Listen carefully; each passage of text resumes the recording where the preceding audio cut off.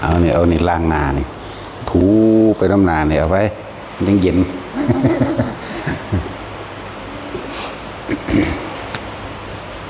ใช่เราผู้ว่าเคยบวชอยู่นี่ผู้นั้นได้เนาะ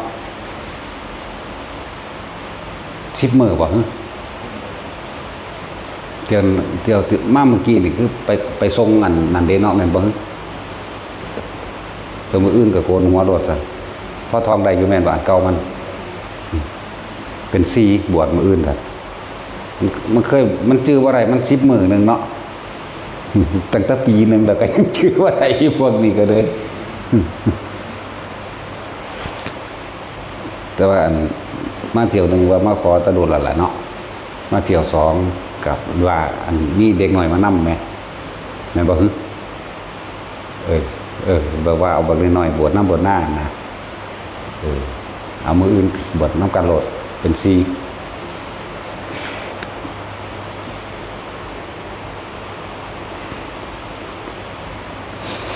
ตัดสินใจโหลดอีหยังก็ดี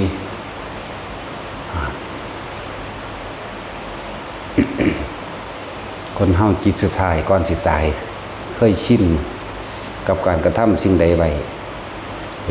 บางครั้งก็นอนฝันไปกับสิ่งที่ตัวเองชินนั่นแหละชินจิตเกิดความคิดที่คิดไปถึงตะเรื่องที่เคยเห็นทำให้บ่อยทำบ่อยๆทำมากๆกันนะจนเกิดความเคยชินเว้าเรื่องของตัวเองเคยชินกับการหาปลาใส่เบ็ดฝันว่าไปใส่เบ็ดมาฝันก็ดีเที่ยวนั้นมันปวดท้องอย่างรุนแรงมันสิตายบัดนี้ภาพที่เกิดขึ้นภาพมันที่เกิดขึ้นทั้งในเจ้าของเองนี่นะในจิตสำนึกที่มันไปนึกถึงพอดีเนี่ยเรื่องกับของเองเด้นี่ไปเกาะเบ็ดคือใส่เบ็ดนะใส่เบ็ดเกาะอันเฉียดจะหน้านี่ก็เกาะเขาดังมันนี่ก็เกาะขาโตยมันบางที่ก็เกาะตีนมัน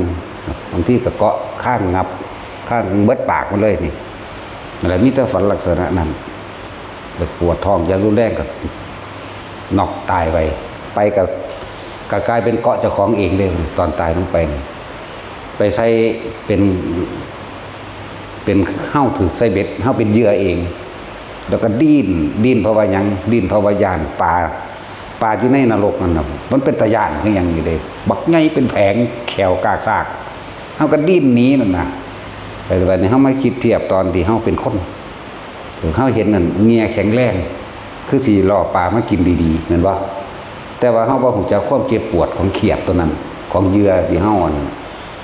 ที่เขาใส่ไปนั่นนะปลาก็เป็นตะยานลอยบุบบับมาอยู่เด้สวบนั่นแหละ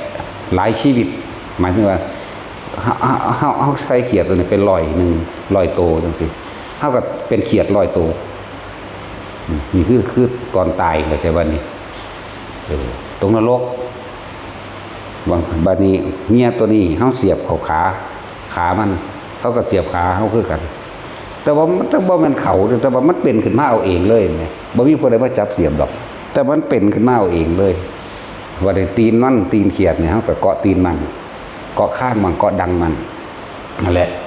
เรียกว่าความเคยชินถ้าฝันก็ฝันว่าได้ไปหากินนึงซั่นแหละฝันว่าไปซีเบ็ดฝันว่าเบ็ดหลังนั้นแล้วมีถูกปลาน่วงอยู่สินะนั่นแหละความเคยชินหรือว่าตกนรกมาแล้วนะหูจักแล้วชัดเจนที่สุดแต่ของเป็นเองตกเองเป็นเองอย่างสั้น แล้วก็ต้มปลาคือต้มปลาสดบ่ได้ข่าปลาเข็งนั่นแหละเอาเนื้อเอาเครื่องปรุงลงไปมันหิวเนาะปลาเนี่ยก็ค้างไว้หลายมือแล้วแบบบ่ได้ขามันเด้มันหิวกินพวกพริกกินพวกอันหอมพวกกระไข่ที่เขาทุบลงไปแม้มันกินเนี่ยบัดนี้เว้นจากตัวเป็นเขียดแล้วเนี่ยก็มาเป็นตัวต้มปลาก็มากำใส่เดือนกินความจริงมันบ่อยากกินเด้แต่ว่านี่จกกินใส่ปากมันบักหลายชีวิตเด้เวลาน่ะมันสิแซ่ขึ้นมาทั้งนี้แซ่ขึ้นมาทั้งหน้าผากเฮานี่แหละแล้วก็แตกระเบิดออกแล้วก็เปลี่ยนใหม่กำกินอยู่จังซั่น หรือว่าพันชีวิตก็เป็นพันชีวิตนั่นแหละหมายถึงใส่เดือนพันโตเฮากับกรรมกินยุ่งสั่นเฮากับตายไปขึ้นตายขึ้นตายขึ้นยุ่งสั่นถึงพันครั้งเหมือนกันนี่แหละคือความเคยชินที่เฮาเรียนว่าจิตสุดท้ายก่อนตายในระยะ4-5 มื้อนั่นแหละที่เขาสิฝันแบบนั้นฝันไปหากินฝันไปหาไต่ปลาเอาซ่อมจมวกซักปลาซักหม่องใดเฮาก็ถูกซักหม่องหันเหมือนกันเบิดทุกอย่างเลยแต่เฮาเป็นคนก็บ่มีผู้มาซักเด้มันทั้งซักของมันเอาเองแค่ว่าสมวกกันเดี๋ยวเป็นสั่นนี่แหละตัวเยอะอันเรื่องตกนรกถนัดถนัดเป็นงัวก็เป็นเด้แต่นั่นเคยบ่ได้เป็นผู้ขาเห็นเขาขานี่แล่นหนีรถรู้สึกว่าย่านอยู่แต่ว่าหังสั่งเขา10 โตเท่านั้นแหละงัวเป็นงัวน้อยงัวน้อยก็น้อยงัวเผาไหมสั่งเขาขาแต่ว่าแต่ของบ่ได้ขาเห็นเขาขาบ่ได้สงสารในหัวใจอยู่ลักษณะนั้นแต่ว่ากลับไปเป็นแล้วเขาตีหัวแล้วเขาติดถูกกระงอนนะเขานี่บ่แม่นไผเด้มันเป็นค้อนของมาทุบเอาเองเด้นั่นแล้วเว้าบ่เบิดเว้าบ่หลายอันเว้าอันเก่านี่เว้าอยู่อันนั่งจับเขามากินใจเดือนเป็นก้อนมั้ยพวกใส่เดือนเหนียวๆนั่นแหมจับกินแล้วมันก็แตกอันนำเหลืองของใส่เดือนน่ะแตกออกทั้งตาทั้งหูแตกออกแล้วก็เป็นอยู่นี่ล่ะแล้วก็จังระเบิดออกจากนี้บัดนี้เป็นพันโตแสนโตก็สร้างเป็นแสนชีวิตพันชีวิตเหมือนกันนั่นแหละเป็นลักษณะนั้นตกนรกอันนี้ที่ว่าจี้ปลาดิบๆหรือจี้ปูหรือจี้หอยก็สร้างมันก็เป็นโยนแต่ของเองคือเขาโยนเฮาน่ะหังบ่แม่นเขาใดเลยมันเป็นโยนลงไปมันเป็นกระโดดลงไปทั้งที่ย่านเข้าใจว่านี่ทั้งที่ย่านเด้ว้ายมันก็หลายคนแล้วหอยปูป่ามันหัวได้อยู่แล้วตอนมันบ่เป็นสั้นได้มันแบบสุดยอดเลยย่านความตายนี่นั่นแหละตายแล้วก็ยังย่านตายนั่นแหละเพราะว่าความเคยชินเด้อเคยชินในการคิดในการนึกในการหากินนะส่วนมากเขาเกี่ยวกับเรื่องปูเรื่องปลาเรื่องหากินมากกว่าเรื่องอื่นบ่มีปานใดดอกบ่มีแต่เรื่องรักกับรักอ้อยเพราะยี่หวดกับรักอันขนมไม่ยีบูคนนั่นแหละเป็นเล็กน้อยนั่นนะใส่แล้วล่ะใส่แล้วแต่ว่าเรื่องหากินนี่เยอะเรื่องตัดข้อไก่สิตัดอยู่แต่มีอยู่เขาก็ตัดข้อมาบ่แห้งแบบแล้วก็ถือเสียบอันพองมื้อนี้แต่ก็สั้นไว้นี่ก็เป็นมาบ่แห้งนั่นแหละเสียบคนตากแห้ง เสียดมันมั้งอันนั้นจังว่าเป็นอย่างขึ้นเน้นภาวนาเน้นเรื่องจิตเน้นเรื่องคิดเลยอย่างคือหลวงพ่อขึ้นเน้นแท้กับการพยายามรักษาความคิดเจ้าของให้มันอยู่ในกายอย่าออกจากกายอย่าออกจากลมอย่าออกจากอุณาโลมอย่าออกจากปิติกายเวทนาจิตเวทนากายให้อยู่ในฐานที่ตั้งแห่งจิตก็เรียกว่าอุณาโลมเฮานี่แหละอยู่ระหว่างกลางหน้าผากให้ได้เด้อไปก็เลยทำความรู้สึกอยู่นี่จนเกิดความเคยชินกับชาติอันเดียวกันมันเพ่งจนว่ามันชินชาตินั่นแหละรักษาตัวนี้ เรื่องสวรรค์ก็ไปเยอะดอกน้อยๆ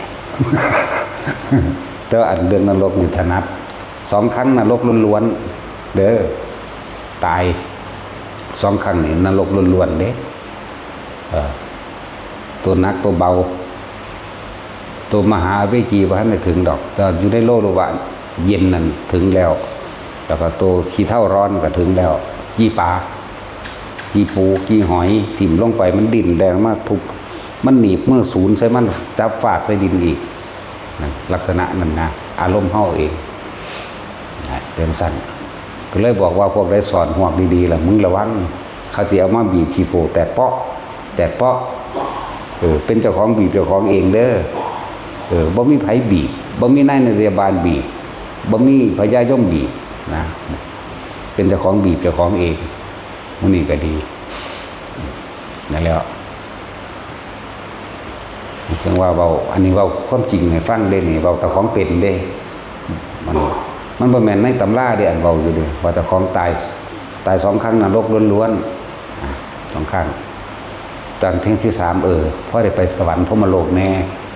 ไปกระเที่ยวเล่นซื่อๆไปเห็นเที่ยวเล่นไปครั้งที่4จังบ่อยากมาครั้งที่4เพราะว่ามันอยู่ในลม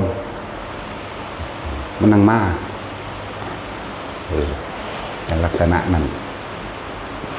หมายถึงว่าเน้นการควบคุมความคิดเจ้าของเน้นจิตในจิต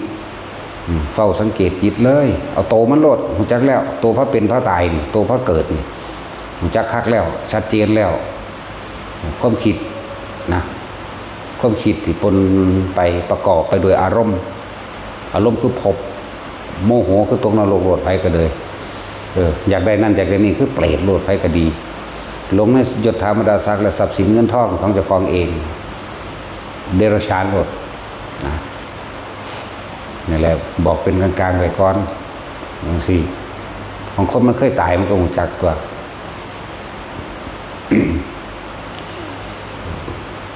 แล้วก็มันครั้งที่3พี่ดอกมันจังจับอาการใดครั้ง1ครั้ง2สิจับอาการตายบ่ได้จับอาการตายของความรู้สึกในกายบ่ได้มีแต่เจ็บแต่ปวดแต่ห้องแล้วก็ภาพต่างๆที่เกิดขึ้นกรรมนิมิตก็คือความคิดที่เฮาสะสมไว้ก็เอิ้นว่ากรรมนิมิตนี่คือความสิ่งที่เฮาเคยเฮ็ดแม้เฮามีแต่คิดเอาแต่ตัวนั้นเด้มาคือใส่เบ็ดนั่นแหละคือทุบหัวปลาคือตัดคอไก่คือสั่งเขาขางัวจังซี่นะนี่เอิ้นว่ากรรมคตินิมิตนี่ที่บัดนี้เป็นเจ้าของเกาะตอนแรกคิดต่อมาเป็นภาพเข้าใจบ่นี่เป็นภาพใส่เบ็ดเป็นภาพอันต้มปลาแม่นว่าเดี๋ยวนี้ก็นึกถึงหมอเดี๋ยวนี้เด้มันบ่ไปใส่เลยมันพออยู่ในความทรงจำอยู่ในสัญญาเฮาเราเดี๋ยวนี้ก็เห็นเดี๋ยวนี้เด้พอของที่มันผ่านมาแล้วมันยังจื้อได้คือเก่านั่นแหละมันบ่ไปไหนนั่นแหละถูกเกาะจากเพดานนี่สอดออกมาทั้งดังหรือบางที่ก็สอดออกตาบางตัวก็สอดออกตาบางตัวก็สอดออกดังบางตัวก็สอดออกหัวมันเลยจังซี่นะบางตัวบ่มีปลากินคือตัวเฮาเองค่อยๆใจขาดไปก็จมลงไปในน้ำแล้วก็ฟื้นขึ้นมาเป็นตัวใหม่คือสดใสชีวิตของเขาแบบว่านั่นแหละเราอยากว่าให้ฟังอยู่อย่างทุกคนพยายามอยู่กับตัวเองให้เป็นของคนเคยตายแล้วจังว่าเป็นแนวจังสิเทื่อที่3พอได้เห็นสวรรค์อยู่เทื่อที่3ชื่อได้บัดนี้เริ่มเย็นจากปลายตีนกับหัวตัวทั้งหัวนี่ศีรษะกว่าตัวทั้งปลายตีนขึ้นมาค่อยๆขึ้นมาหาข้อเท้าครึ่งแข้งหัวเข่าแล้วขาโต้ยค่อยๆขึ้นมาค่อยๆมาตัวนี้ก็ค่อยๆลงไปเด้แต่ว่าสิมาหยุดยุ่นหัวใจนี่แหละหัวใจจุดปุ๊บลงทันทีตัวนั้นก็กระเด็นผึ่งออกรถเลยอีกตัวจิตตัววิญญาณก็ว่าบ้านเฮาว่าจิตวิญญาณเนาะมันจะออกมองนี้ไปแล้วบัดตัวที่จับได้จับจุดได้แต่ว่าตอนที่ลงนรกจับจุดบ่ได้เลยมีแต่เจ็บปวดกับโมโหทั้งเจ็บปวดทั้งโมโหแล้วก็เห็นภาพต่างๆที่ว่านั่นแหละภาพไซเบสภาพสัตว์จมวกคอมภาพทุบหัวปลาภาพกีปูกีหอยภาพข่างูโอ้ยเยอะงูนี่ก็หลายเด้ขังใส่องค์ไว้อุระเหมือนธรรมดาบ่ หลายส่วนมากก็ไปทั้งหากินดอกอย่างอื่นบ่มีรักกันหน่อยเท่านั้นบ่ผิดมันผลมันบ่ผิดสั้นเพราะว่าก็เลยอยากให้ทุกคนควบคุมความคิดของให้อยู่ในกายนะลมหายใจเป็นบาทเป็นฐานใหญ่สุด ผู้อยู่กับลมหายใจได้มันฝึกเป็นแล้วมันนั่งอยู่ของมันเองอัตโนมัติดอกบัดนี้ผู้เลยลมหายใจไปอีกก็คืออยู่กับอาการปิติที่เฮาตั้งกำหนดกรรมฐานที่ตั้งให้คิดขึ้นมาคือเฮาตั้งไว้หน้าผากแล้วมันเป็นไปเอาเองบางคนก็ขึ้นเนือบหน้าอยู่บนหัวเลยบางคนอยู่กลางอกเลยบางคนก็ไหลเลือดไปตามเบิดร่างกายเบิดโตก็ได้ก็อยู่ในความรู้สึกยังกระสร้างอย่าออกจากความรู้สึกในกายแต่เฮาออกจากความรู้สึกในกายคำว่าออกหมายถึงความคิดทั้งสิไปคิดถึงบุคคลที่รักมั่งบุคคลที่เกลียดมั่งสัตว์ที่รักสัตว์ที่เกลียดมั่งบุคคลที่รักเนี่ยเฮาก็เป็นห่วงเป็นใยพวกนั้นผู้นี้นึกคิดปรุงแต่งจินตนาการไปว่าถ้าไปหลายอันหลายอย่างก็เกิดอารมณ์ปนกันไปในหันพร้อมเด้แต่ถ้าเฮาคิดออกจากกายเฮาแล้วจากบ่นี้แหละจังหวะนี้เน้น เน้นย้ำจิตเป็นตัวพระเกิดพระตายเห็นบ่ล่ะอวิชชาแปลว่ามันบ่รู้เฮาจึงคิดนึกไปต่างๆนานาสารพัดคิดไปในทางดีมั่งเพิ่นเรียกว่าปุญญาภิสังขารความคิดไปในทางดีความคิดไปในทางเกิดความสงบลมเย็นในตัวเองแต่ว่าก็เป็นความยึดมั่นถือมั่นอยู่ในหันอปุญญาภิสังขารคิดไปในทางเลวคือเฮาคิดนี่แหละทั้งสองอย่างนี่ขึ้นอยู่กับความเคยชินเด้เข้าใจว่าล่ะเฮาชินในการทำดีคิดไปทางดีแต่ก็ติดดีชินในการทำเลวทั้งหลักทั้งปนทั้งกี้ทั้งขาทั้งหาอยู่หากินทั้งที่เป็นไปโดยความเบียดเบียนเรียกว่าอปุญญาภิสังขารความเคยชินเด้นั่นว่าล่ะเนยชาภิสังขารแปลว่าความเข้าใจผิดคิดว่าเพิ่นแปลมาในหนังสือนั่นเพิ่นแปลไว้ว่าเข้าใจว่าเข้าสู่อรูปภพแล้วก็เป็นที่สุดแห่งทุกข์อันนั้นเพิ่นแปลให้ในอย่างเดียวแต่เฮาสิแปลให้อีกความเข้าใจผิดคิดว่านี่เป็นตัวคลุ้มโมแล้วเข้าใจว่าล่ะคิดว่าไปเป็นเทวดาคือสิสบายเด้สิเอื้อนว่าเข้าใจผิดแม่นบ่จักคิดว่าเป็นพรหมคิดว่าเป็นอรูปภพคือถึงที่สุดแห่งทุกข์แล้วนี่ก็เลยบอกทุกคนคำว่าสังขารหรือความคิดอันนี้ก็เลยให้จับเอาจุดมันโลดอย่างนี้ออกจากกายสติแปลว่านึกถึงแปลว่าคิดถึงแปลว่าระลึกนึกถึงกายกายในกายคือหยังกายโดยส่วนใหญ่นี่คือร่วมเบิดในกายแล้วก็กายในกายย่นลงมาให้มันเป็นแคบลงมาอีกคือลมหายใจเข้าใจว่าล่ะกายนี่ส่วนใหญ่กายนี่ส่วนใหญ่บัดนี้ย่นย่อลงมาให้แคบลงเลยเอาลมหายใจถ้ากายส่วนอื่นสมมุติว่าเกศาผมโลมาขนหน้าขาเล็บทันตาฟันตะโจหนังมังสังเนื้อย่อมมีภาพอยู่แม่นบ่ย่อมเกศาผมย่อมเห็นผมขนเล็บฟันหนังเนื้อเอ็นกระดูกย่อมมีภาพเป็นเครื่องประกอบบัดนี้เฮาย่นลงมาล่มนี่บ่มีภาพแม่นบ่ล่ะจิตจึงไม่ติดที่ไหนนั่นแหละ ก็เลยย่นลงมาเลื่อนว่ากายในกายลมหายใจนี่แหละคือกายในกายอันหนึ่งบัดนี้เวทนา3สุขเวทนาทุกขเวทนาและอุเบกขาเวทนามันบ่หลังจากเฮาอยู่ในลมหายใจแล้วให้เอาเวทนาในเวทนาเวทนานอกคือหยังเวทนานอกหมายถึงว่าเดี๋ยวก็รักคนนั้นมั่งพอใจเห็นบ่เกลียดคนนี้มั่งไม่พอใจเห็นบ่แล้วก็เฉยๆมั่งบ่ว่าบุคคลสัตว์สิ่งของเห็นบ่วันนี้เอาเวทนาในเวทนาเลยเป็นอุเบกขาอาศัยลมหายใจเขาออกปึ๊บเมื่อมันนิ่งดีแล้วพอสมควรแล้วอาการปิติเกิดปิติสิเกิดได้เพราะความคิดของเฮาบ่ไปนึกคิดปรุงแต่งกับสิ่งที่อยู่ภายนอกนั่นบ่ล่ะคือมันประคองลมไหมเมื่อประคองลมได้ดีแล้วปิติก็เกิดเลยจับเอาอาการปิติเนี่ยเริ่มว่าเวทนาในเวทนาอันเป็นอุเบกขาเวทนาอุเบกขากับสิ่งภายนอกก็จังหนึ่งเด้เข้าใจว่าแท็กซี่คนอย่างมากนี่เรือเบิ่งซื้อๆบ่ได้คิดหยังว่ามันสิมาหลายหรือดีเห็นบ่เลิ่นอุเบกขานอกอันนี้อุเบกขาในเด้จึงเรียกว่าอุเบก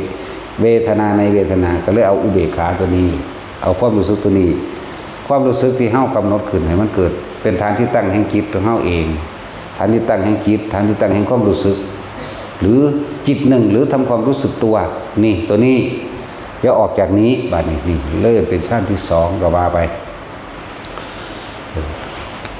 คือจะออกจากจุดนี้บัดนี้ตัวนี้มันจึงสำคัญมากมันเป็นอุเบกขาในลักษณะว่าเป็นเวทนาในเวทนาอันเป็นอุเบกขาในอุเบกขาเข้าใจว่านี่ มันสำคัญเพราะว่าอย่างถ้าความรู้สึกนี้ออกแสดงว่าความคิดไปหาบุคคลนั้นแล้วสัตว์นั้นแล้วสิ่งของนั้นแล้วเรื่องราวนั้นแล้วดินฟ้าอากาศแล้วมันว่านั่นแหละสังเกตตัวเองให้ดีใครก็ดีมันแม่นคือเพิ่นว่าบ่เนาะก็ตัวเองตัวพิสูจน์เนาะของเฮาไม่ได้ความรู้มาแบบนี้เฮาก็บอกไปตามสิ่งที่เฮารู้แบบนี้นึงเด้เป็นแต่เพียงผู้บอกแล้วพวกเฮาตัวเองตัวเฮาเองเอาประสบการณ์ตัวเองเทียบเอาเด้อนั่นแหละอุเบกขาเวทนาในเวทนาถ้ามาจิตคือหยังจิตโดยนั่นแหละคือกระจายความคิดไปทั่วที่นั่นแหละเนาะบัดนี้จิตในจิตคือหยังบัดนี้ก็คือสติกำกับจิตกำกับความคิดนั่นเองบ่ให้หนีออกจากลมมั่งวิติมั่งเรื่องว่ากายเวทนาจิตจิตเวทนากายอยู่ในนี้คำว่าธรรมเดสิ่งทั้งหลายทั้งปวงโดยภายนอกบุคคลสัตว์สิ่งของดินฟ้าอากาศต้นไม้แล้วภูเขาฝนตกฟ้าห้องอันนั้นอันนี้เนาะเบิดนั่นแหละแพะแกะคนทะเลาะกันคนดีใจคนเต้นคนร้องคนโฮคนเล่นหรือสารพัดสัตว์นั่นแหละนั่นคือธรรมภายนอกน้อมก็มาสู่ธรรมภายในภายนอกเขาเห็นโดยเขาทะเลาะกันเขาหูหลุดได้ว่าอ๋อมันเกิดกับสัญญาเนาะมันสั้นแล้วคำว่าธรรมคือสิ่งทั้งหลายทั้งปวงคำว่าในธรรมเดก็คือสัญญาที่เขาจดจำไว้นี่แหละแล้วเขาสิปรุงแต่งไปเป็นไปตามความพอใจและบ่พอใจเป็นบ่ล่ะบัดนี้เฮ็ดจังได๋เขาสิดับสัญญาได้เห็นคนปั๊บว่าถ้าบอกตัวมันหูตัวบ่คนแหมมันบ่ล่ะว่าถ้าเว้าก็ได้ตัวสัญญากันละเอียดอยู่แล้วเนาะเห็นมาก็ว่ามาแล้วแต่กัดกันบ่เว้หรือแย่งชิงอีหยังกันคนเถียงกันเรื่องใดจังซี่ถ้าเฮาทรงชาญเป็นแล้วอยู่ในความรู้สึกในกายได้เฮาก็เห็นบัดนี้เห็นเขาคุยกันเถียงกันเรื่องนั้นแต่ว่าเฮาบ่เข้าไปยืนยันตัดสินนำเขาอารมณ์เลยเกิดขึ้นบ่ได้ตัวนั้นเลิ่นเป็นตัวดับสัญญาสักว่าเลิ่นว่าทำในธรรมคือสัญญานี่แหละทำในธรรมอยากบอกสิ่งทั้งหลายทั้งปวงมันรวมไว้ในจิตนั่นแหละเลิ่นว่าให้อีกนัยยะหนึ่งให้อีกแบบหนึ่งที่ให้พวกเข้าพิจารณาทำในธรรมคือสิ่งทั้งหลายทั้งปวงที่มันสัญญาเอาไว้ที่มันฝังจำฝังใจเป็นสูตรสำเร็จไปแล้วในใจในความรู้สึกความรู้สึกพอใจมั่งไม่พอใจมั่งนี่ตัวนี้สิมากที่สุดอันอุเบกขาเนี่ยบ่ค่อยมีเนาะนั่นแหละจึงเอาอุเบกขาเอาความรู้สึกนี่เป็นตัวอุเบกขามาเป็นเครื่องจับความคิดของเจ้าของอย่าให้มันไปนี่ก็มันคิดถึงผู้อื่นคิดถึงบ้านฮอดเลยได้นี่เนาะใครก็มีบ้านผู้มีลูกก็คิดถึงลูกผู้หญิงหรือผู้ชายก็ปั๊บเลยเด้มันเกิดจากไสก็เกิดอยู่ในสัญญาในตัวเนาะนั่นตัวของมันบันทึกไว้แล้วบ่มีไผบันทึกได้เฮาได้บันทึกเฮาได้เป็นผู้จดผู้จำเอาเองจังซั่นจังว่าเน้นเอาโลดทุกคนพยายามจะออกจากความรู้สึกตัวผู้เพิ่นบรรลุแล้วเพิ่นก็บ่ว่าเพิ่นบรรลุดอกเพิ่นก็อยู่ในความรู้สึกตัวเพิ่นเองนั่นแหละมันเพียงแต่ว่าเป็นคำสอนเป็นนัยยะในการแนะนำซื่อทุกคนเฮ็ดทำให้บ่อยทำให้มากมันชินเด้อไปก็ดีผู้ชินก็อยู่กับลมกับลมเลยบางคนมันอยู่สองอย่างเลยเด้ลมกับนี่เป็นแทงเดียวกันลมกับระหว่างการคิ้วกลางหน้าผากเขาเป็นแทงเดียวกันเลยก็อยู่กับแทงเดียวกันนี่แหละเข้าใจว่าล่ะจักซี่มันเคยเป็นจักเทื่อบ่นั่นแหละลมมันก็เหี่ยนสุดอยู่ในแค่ปลายดังนี่เนาะแต่ว่าความรู้สึกที่มันเย็นอยู่ทั้งในโพรงจมูกมันว่าล่ะกับตัวนี้เป็นอันเดียวกันเด้เป็นแทง หางบ่แม่นแข็งอ่อนนุ่มและเย็นนะผู้อยู่จังสี่ก็อยู่เลยบางคนที่มันเคลื่อนขึ้นมาบนหัวก็อยู่บนหัวโลดมันคือเอามือเศร้าดิดอกเนิบนาบอยู่มันนิ่มนวลก็เฮาเอามือเฮ็ดพุ่นน่ะเนิบนาบอยู่หั่นเลยบางคนมาอยู่ระหว่างท่ามกลางหน้าอกก็เป็นเหมือนกันนั่นแหละกับเนิบนาบอยู่นี่เป็นโล่งๆโปร่งๆมันก็บ่ถือมันบ่คือเหมือนเบ้าวานหมาได้นั่นพวกนั้นก็ออกรถเนาะอันนั้นเป็นความรู้สึกคนที่เอาความรู้สึกว่าเป็นภาษาเป็นตนเป็นตัวมันเว้ายากเนาะแล้วอยู่3จุดนี่แหละเอาบอกให้ไว้ยังหน่อยๆทุกคนตายแล้วไปอนาคามีเด้ผู้อยู่นี่แน่นี่แน่ก็สร้างเพราะคนบาดสิตายสุดท้ายแล้วมันต้องกลับมาล้มแต่ว่าในขณะที่เฮาบ่ทันได้ตายนี่ในขณะที่ว่าได้เป็นหยังนี่ก็เลยให้หาเครื่องอยู่กับอาการปีติปราโมทย์นั่นแหละกำลังชาติมันสิสร้างหลายๆอย่างให้ดอกคนที่ส่งชาติเป็นอุบัติเหตุทั้งหลายแม้ถึงขั้นตายเสียชีวิตนี่ก็บ่ได้เสียเด้มันสิเสียแค่ทรัพย์สินนั่นแหละเพิ่นถึงบอกว่าสละ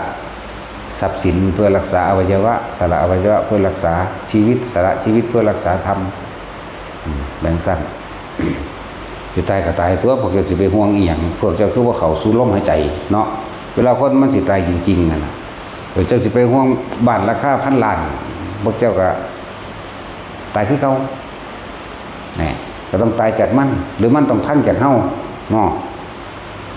แล้วจังเน้นจิตเลยวิธีนี้ก็บ่แม่นว่าเฮาคิดคนขึ้นเองดอกเดี๋ยวมาจากของหลวงปู่หมันตะกี้เพิ่นใส่วิธีนับมือเด้มันโดน มันสาใส่วิธีเหลือบตาเลยเฮาแหละมันใส่วิธีนับนิ้วมือยายจ้อยเราฝึกเป็นก้อนโมซาบ่โตดอกยายจ้อยเราบ่ค่อยใส่สมองปานใด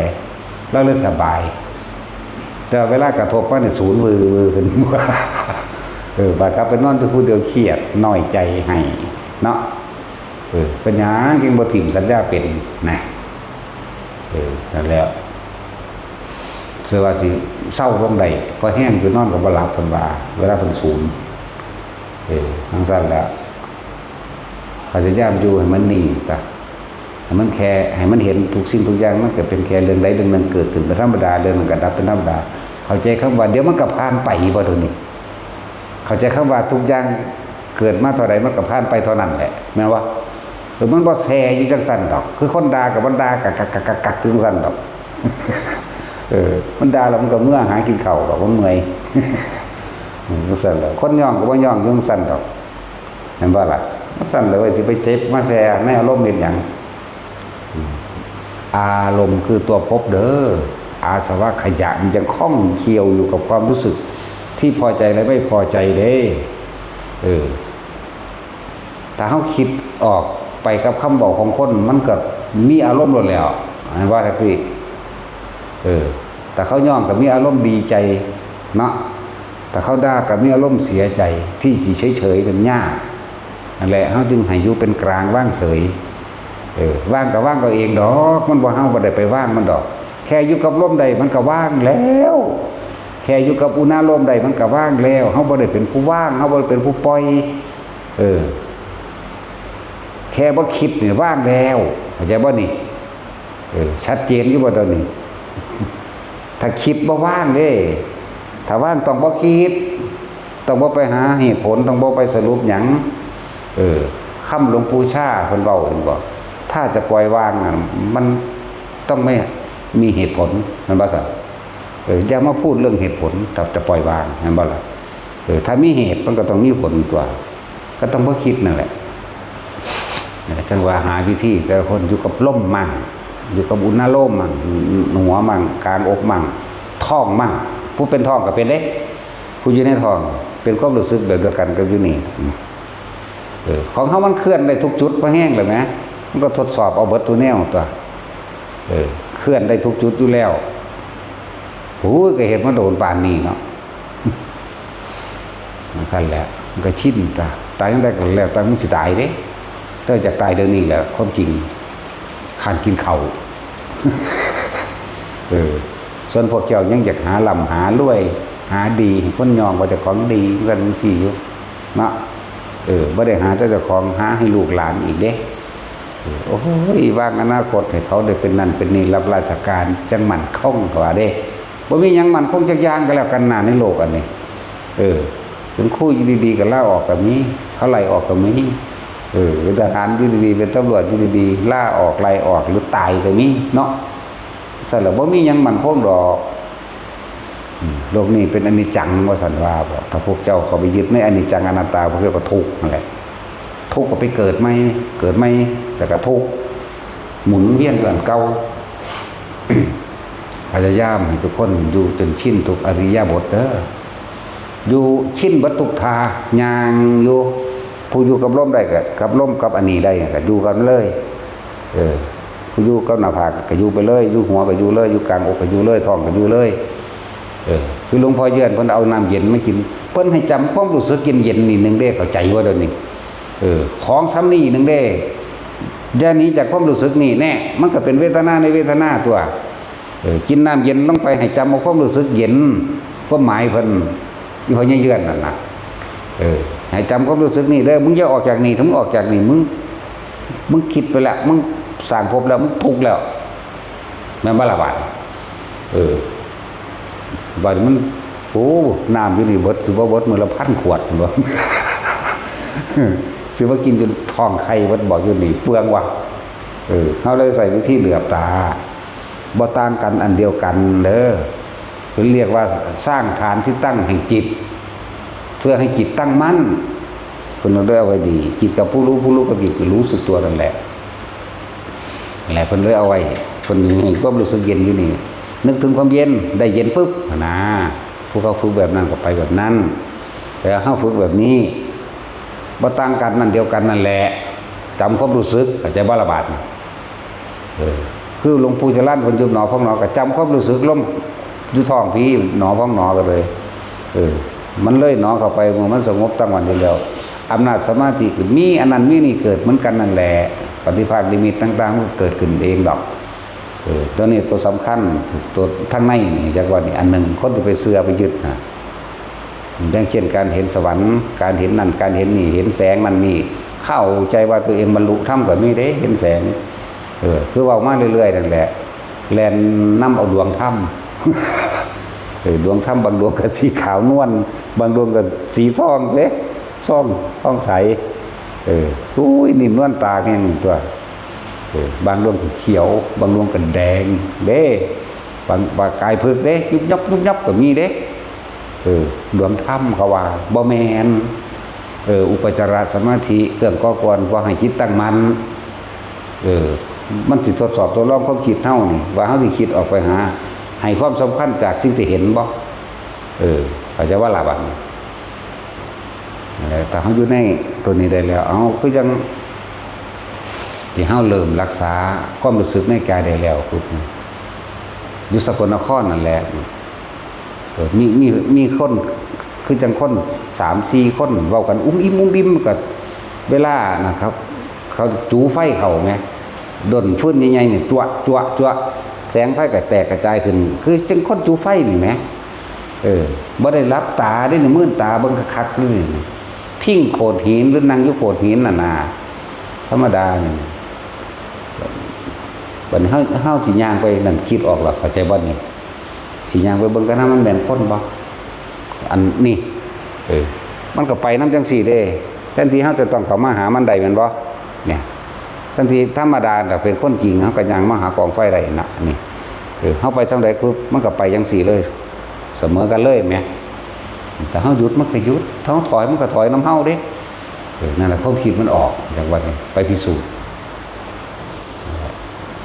ก็จะเข้าใจคำว่าสักตะบานมันธรรมดาเป็นใดเด้เพราะมันว่าเอาเล่นๆง่ายๆสำใดสำเนึงเด้เพียงแค่เห็นสักแต่ว่าเห็นสักแต่ว่าได้ยินสักแต่ว่าได้กินนะคือธรรมดาล่ะเฮาพิสูจน์เวลาเฮาผู้เดียวเงียบเหงาวังเวงเงียบจังซี่ก็เงียบวิวเข้าไปในหัวใจจังซี่มันก็รู้สึกได้เบิดนั่นแหละ แต่เฮาค้นเข้าไปในความวิวมันได้บัดนี้อีหยังวิว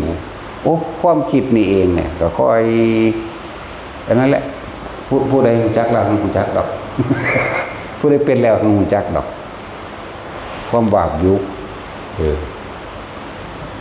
บางที่เสียงนกเสียงหนูเสียงต่างๆสารพัดเต็มไปหมดในป่านั่นแหละแต่ว่าเฮาอยู่กับความที่บ่คิดก็เลยหาเครื่องอยู่กับลมนี่มั่งอยู่กับนี่มั่งแต่ว่ายินเบิดทุกอย่างแต่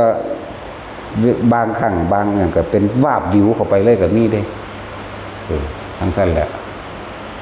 หลายอย่างที่มันตอนนั้นเฮาบ่ทันได้เข้าใจว่าท่านได้ว่างความคิดเป็นนะจ๊ะว่าเฮายังไปปรุงแต่งในความวาบวิวในเสียงต่างๆที่ได้ยินหรืออยากไปพิสูจน์อยู่หั่นนะแต่สุดท้ายแล้ว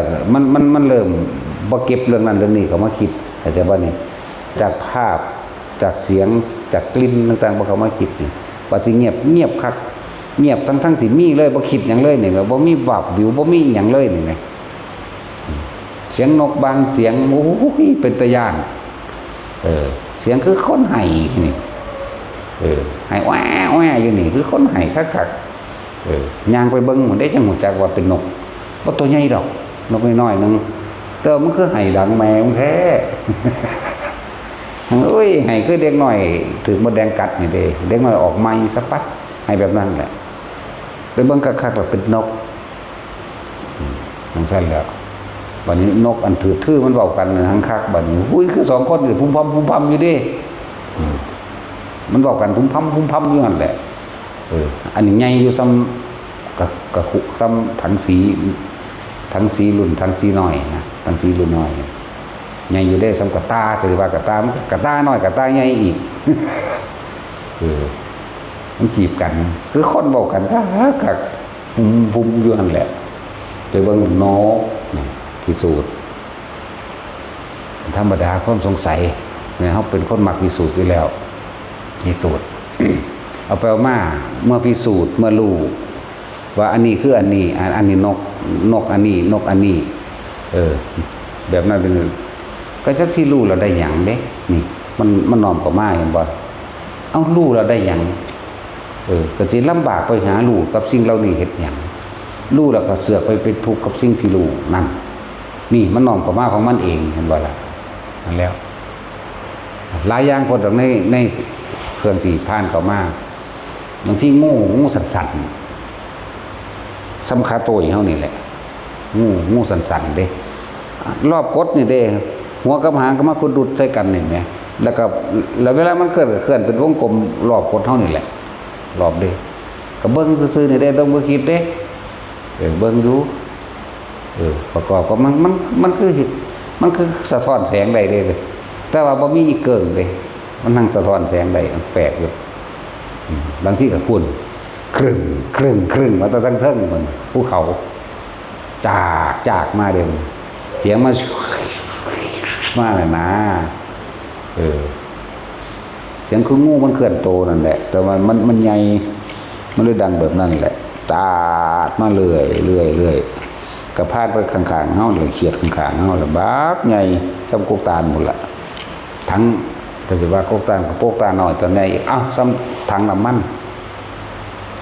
200 ลิตรนะครับทั้งบ่เป็นสัตว์คือถังเลยบักยาวเด้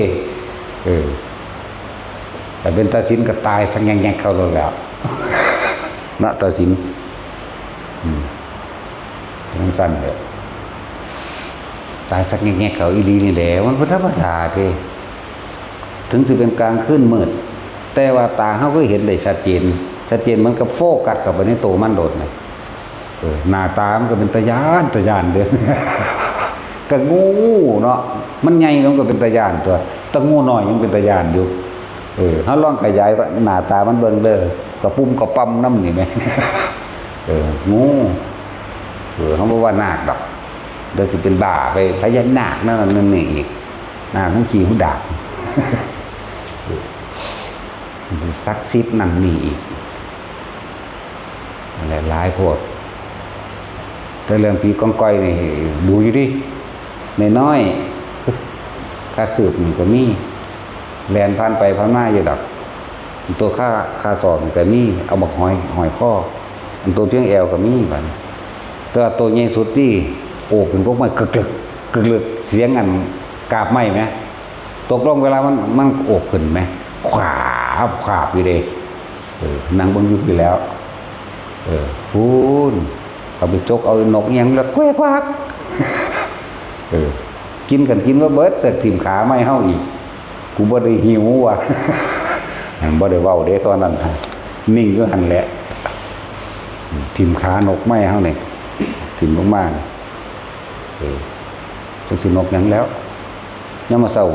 ก็เป็นขานกอีหลีเด้บ่แม่นนิมิตแบบนั้นเด้มันแปลกอยู่ยามเช้ามาก็จังเบิ่งเรียกบ่ล่ะหังบ่ได้ย่านดอกจังเอามาเบิ่งโอ้ยสมพรบ่กินมันคือขามีแต่กระดูกนี่นะแต่ว่าขานกนั่นแหละก็สินกยังไม่รู้สินี่คือครั้งทดสอบที่มันเกิดขึ้นว่าเฮาสิคิดบ่แต่เฮาคิดนั่นแหละจังบอกว่าให้ทุกคนฝึกให้มันนิ่งอยู่ในกายนะอยู่จะได้จุดหนึ่งอยู่กับลมกับอันนี้ลมเป็นแท่งๆอยู่นี่ก็อยู่หัวก็อยู่โลดอยู่เฉพาะบ่มีลมก็สร้างกลางหน้าผากเย็นๆนี้มันน่วงๆนั่นนี่ก็อยู่กลางอกก็อยู่ท้องก็อยู่แล้วแต่ถึงไว้มามันสิเคลื่อนไปเอาเองก็สร้างมันแต่ก็ขอให้อยู่ในความรู้สึกตัวมันเดิมเวทนาในเวทนาเด้บ่แม่นว่าทำอะไรก็รู้ส่วนมากมันล้างถ้วยก็รู้ว่าล้างถ้วยล้างจานมันเว้าซื่อๆเด่นความจริงพูดมันอยู่น้ำมันสะอาดบ่สะอาดมันจักบ่ล่ะมันคิดอยู่ปรุงรู้มันบ่เฮาเอาเวทนาในเวทนาตัวนี้ไปเลยว่าทุกคนจากเหตุจังสี่จนมันชินในลมมั่งชินนี่อย่างหน่อยทุกคนตายไปนะอนาคามีอันนี้เว้าอย่างหน่อยเด้มันเป็นเหตุคืออย่างเด้เฮ้ยศูนย์ได้บัดนี้มันบ่เข้าใจบ่ตรงนี้มันบ่มีความนึกคิดปรุงแต่งอีหยังแล้วนี่แม่เป็นวิธีที่ง่ายแล้ว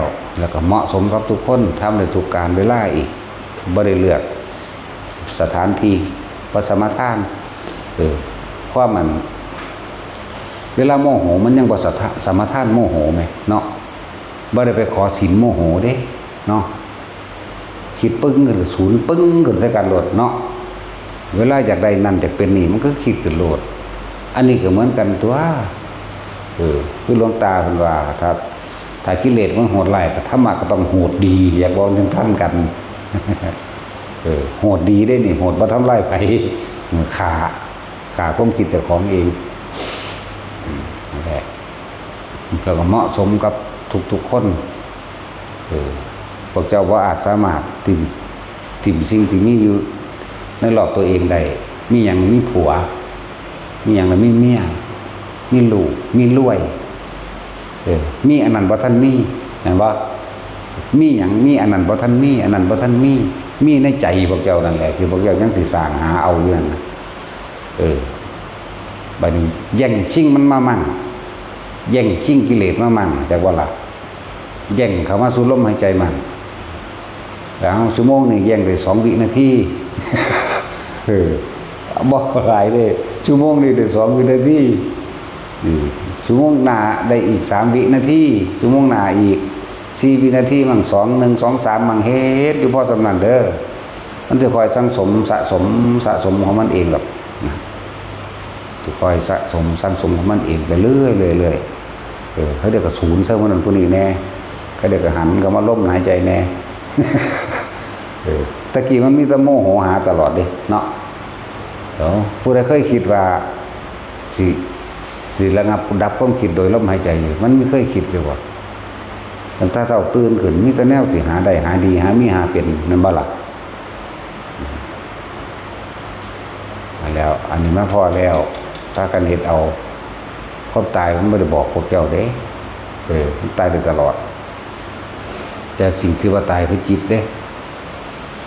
ถ้าจิตตายจากกองกิเลสตัณหาและเพศน่ะมันมีปัญหาแต่ว่ามันจะไปนำกันที่ส่วนมากคิดถึง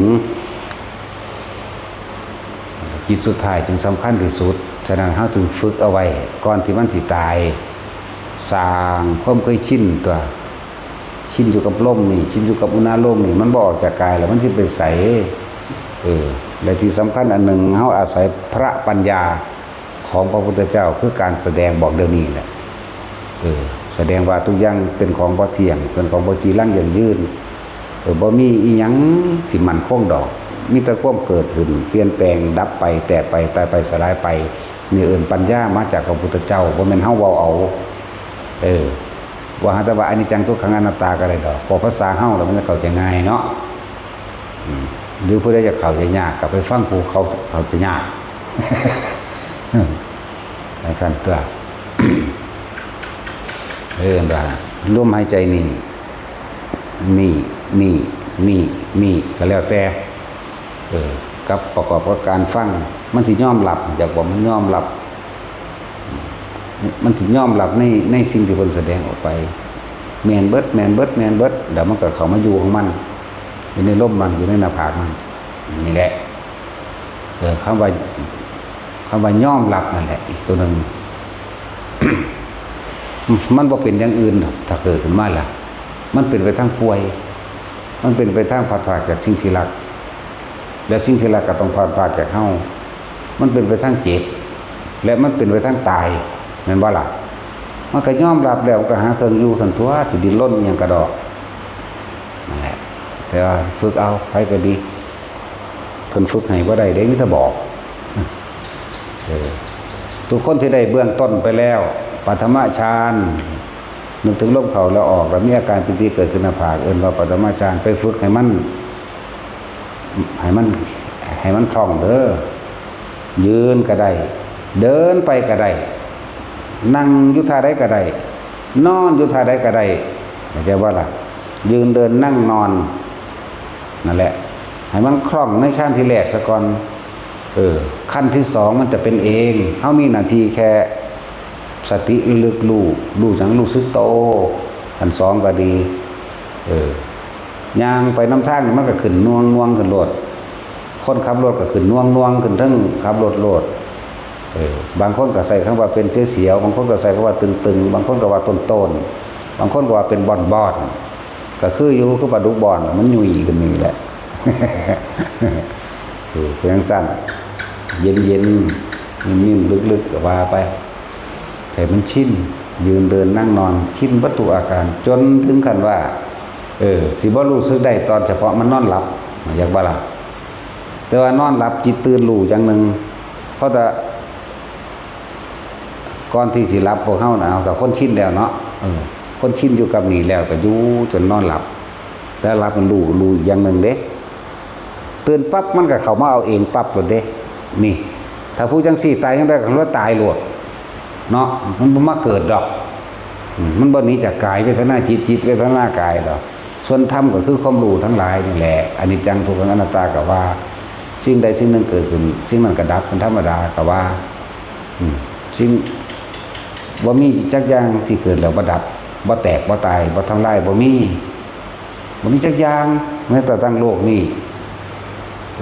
ความสั้นความยาวของมันคนทุกคนที่อยู่เดี๋ยวนี้เคยเห็นคนตายมาหลายแล้วล่ะเนาะเคยคิดจักมือบ่ว่าเจ้าของสิตายส่วนมากบ่ค่อยคิด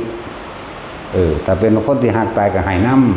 ำโอ้ยสิมันอายุน้อยแท้เนาะก็ว่าเด้มันบ่ทันได้พอตายมันใหญ่กว่านี้ก่อนว่าซั่นมันก็สิไปตายคือเก่าตัวใหญ่ก็เลยไงทั้งซั่นแล้วนั่นแหละน้องก็มาเบิ่งเจ้าของก็ต้องเป็นต้องตายนั่นแหละว่าให้เกิดความเคยชินเกิดขึ้นได้ยากแท้เด้อพระพุทธเจ้านี่สิ่งที่ยากที่สุดคือพระพุทธเจ้าแล้วก็ผู้เอาธรรมพระพุทธเจ้ามาแสดงอีกผู้ปฏิบัติตามอีกธรรมดาล่ะผู้รักษาไว้อีกโอ้เนี่ย อันตรธานแห่งพระพุทธอันตรธานแห่งพุทธันดรแต่ละพุทธันดรก็พอแห้งแล้วเกิดสงครามได้แต่คนพันเบิดดอกมันเป็นอันตรธานตรกับนั่นแหละ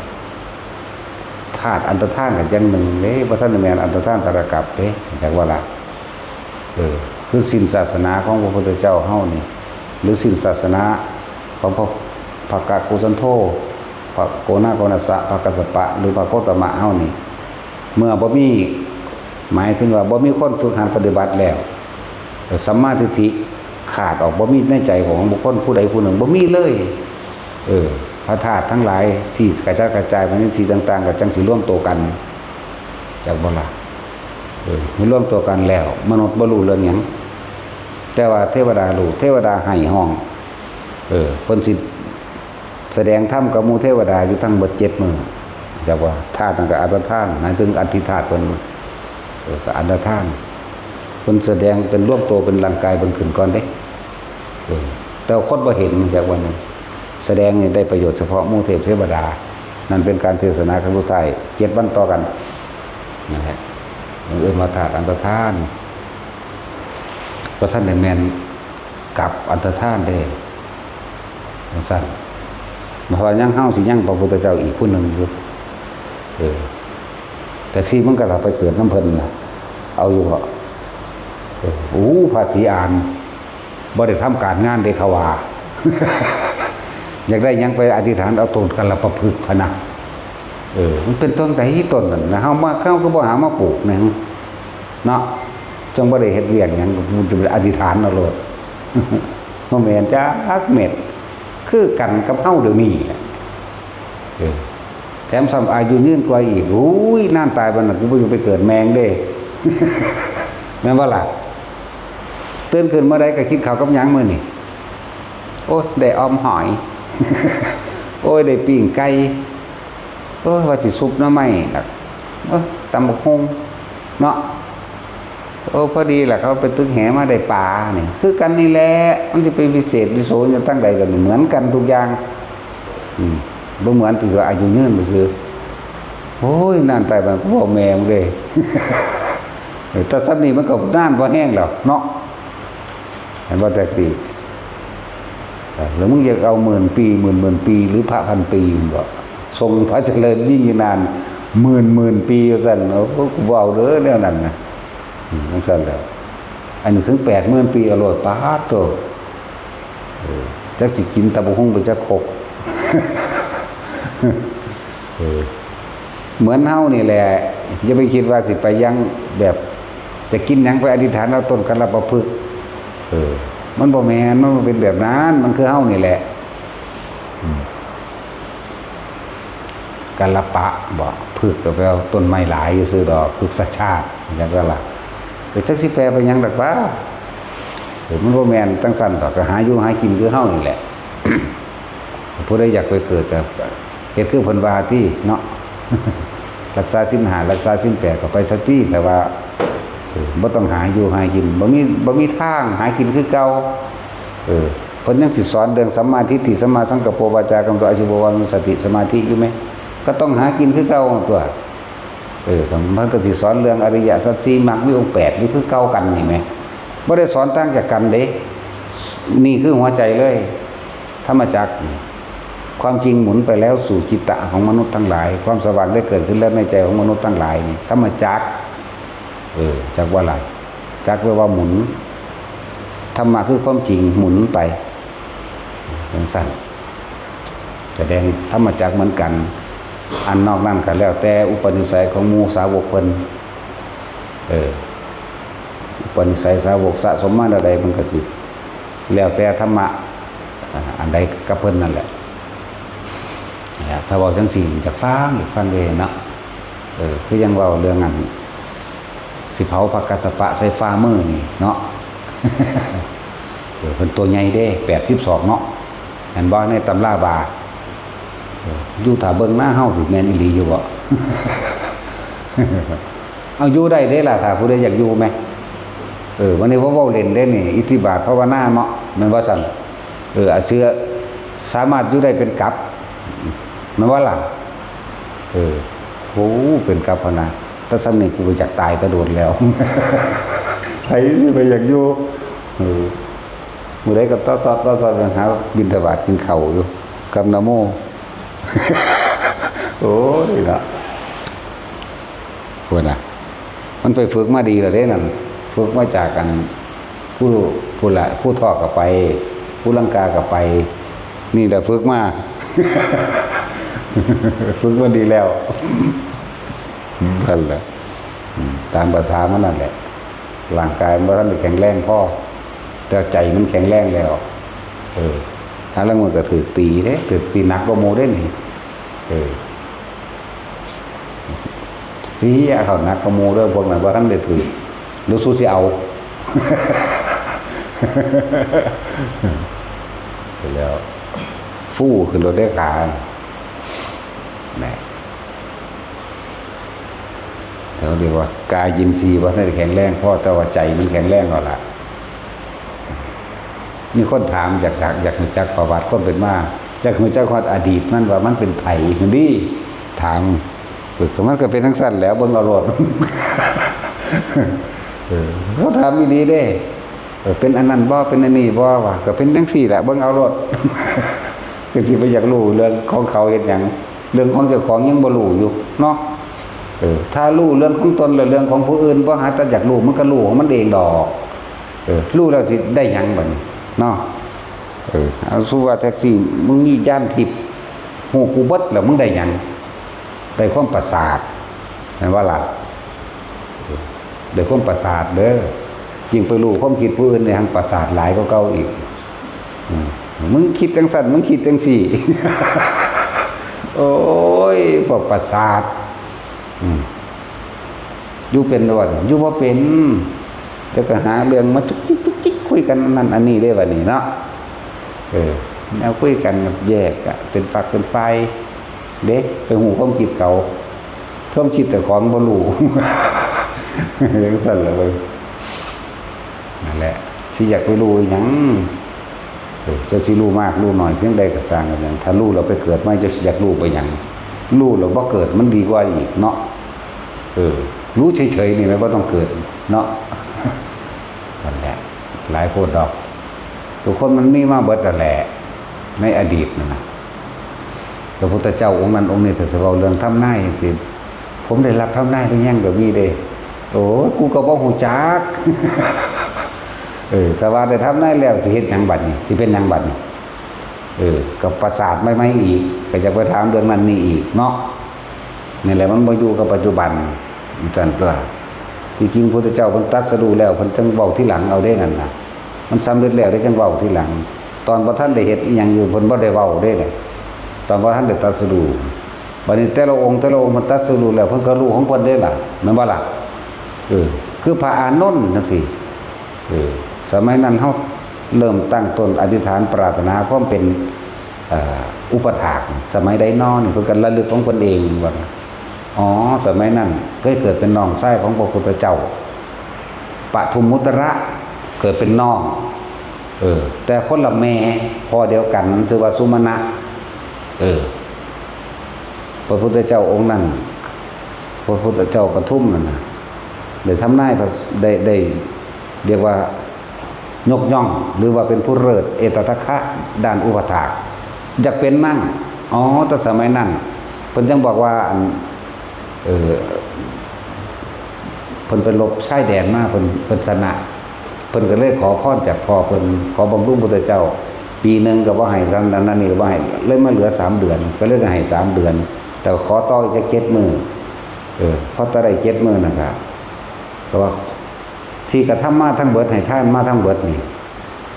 บ่ได้ปรารถนาหยังเลยขออยากเป็นเหมือนพระสุมาณะองค์นั้นพระพุทธอุปถากเข้าใจบ่ล่ะเพิ่นก็ชื่อว่าสุมาณะคือกันอุปถากก็ชื่อว่าสุมาณะพระพุทธเจ้าก็ว่าโอ้สิได้เป็นอยู่ดอกปูนเด้อ อีกเท่าไรล่ะแสนกับข้างหน้าพวกน่ะบางรุ่นหนึ่งธรรมดาบ่สิได้เป็นพุทธอุปถากของพระพุทธเจ้าผู้มีนามว่าโคดมภาษาวกสวาโมคคัลลาพระขวานพระไสคือว่าสารีบุตรพุทธมารดาสว่างสันทั้งที่และมีอุปถากอย่างเช่นเธอจักชื่อว่าอานนท์แน่เพิ่นบรรลุแล้วเพิ่นจังรู้ที่หลังเด้จักว่าล่ะอันนี้เฮาสิอยากรู้ล่วงหน้าไปเฮ็ดหยังแนวตำนายได้ถึงอย่างเดียวนึงได้อยู่นี่คือตายเขาทำนายถือเบิดฝืนฮอดพระพุทธเจ้าเนาะเพิ่นว่าบ่ให้ทำนายเด้ซั่นแต่เฮาทำนายว่าทุกคนเกิดมานี่ตายเบิด บ่มีผู้ใดรอดแม่นบ่นั่นแหละแล้วคนมันเลยไปเป็นบ้าน้ำอันผู้นั้นได้รับทำนายหรือยังผู้นี้ได้รับทำนายหรือยังผู้ใดสิเป็นไผใครสิเป็นผู้นั้นใครสิเป็นผู้นี้โอ้ยคุณไปถามพระเนตรตักหม้อของรถก่อนเกิดมาข้าเป็นใครเกิดมาแล้วใส่ใครเป็นข้า คุณไปถามที่พระเนตรตักหม้อเด้อโพธิธรรมลูกศิษย์ของลูกศิษย์ของพระกัสสปะนั่นแหละเราเป็นคนอินเดียตัวอยากฟังในวันนี้ อยากรู้จักประวัติเขาในวันนี้โอ้ย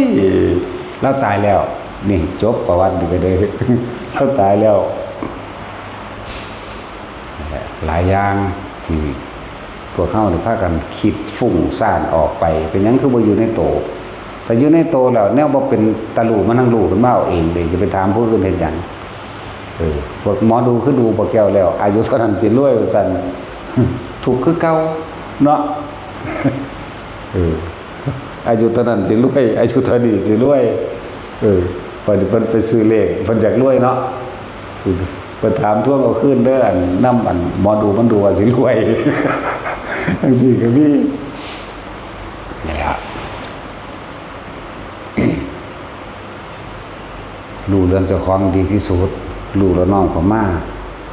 เกิดหยังเป็นหยังก็สร้างทุกข์คือเก่าเกิดมาแก่เกิดมาเจ็บเกิดมาป่วยเกิดมาตายเกิดมาพัดพรากจากสิ่งที่รักเกิดมาสิ่งที่รักกับพัดพรากจากเฮาเองเขาบ่จากเขาบ่จากเฮาก็จากเขาเด้แนวมันนั่นแหละพยายามสังเกตความคิดเจ้าของดีๆให้อยู่ความคิดเจ้าของให้มันทันให้มันกักไว้จิตเห็นจิตเป็นมรรคเด้ผลมันเกิดจากจิตเป็นนิโรธจากบ่นี่ผลอันเกิดจากสติกำกับจิตได้รู้เฉยๆไม่คิดไม่นึกเห็นเฉยๆไม่คิดไม่นึกนั่นน่ะรู้สึกเฉยๆไม่นึกไม่คิดบัดจบอยู่หม้องนี้นึงเด้เป็นนิโรธดับความคิดนี่ได้นิโรธก็เลยจากบ่ล่ะอันอื่นๆเฮาฟังมาหลายแล้วแหละเข้าใจบ่บ่แม่นว่าจะไปจักรู้เรื่องผู้อื่นดอกถ้ารู้เรื่องเจ้าของกับของแล้วมันก็รู้ดอกผู้อื่นถ้ารู้แล้วไปบอกเขาสิตีปากเอาเด้ เนาะตะกี้เขาก็แสดงอยู่ได้ล่ะผู้นั้นสิตายจังซั่นจังซี่จักเบิด4คนบัดผู้สิตายผู้ที่หาเสือกบ่รู้เขาว่าเฮาเป็นปอบเขาสิฆ่าเฮาเรียกว่าอะไร บ่รู้ว่าของสิตายได้เป็นทำนายเขาเขาก็ว่าเฮาแม่นแล้วมันก็รู้แล้วมันเป็นปอบโหมา6-7คนตัวน้ำยิ่งเฮาว่าเฮาไปกินพะนะโอ้ยแต่กูกินได้กูก็ดีแล้วคนบ่อื่นบ่อยากกูกินแมงเบิดนั่นแหละเนาะนี่สั่นตัวเอาสมทาน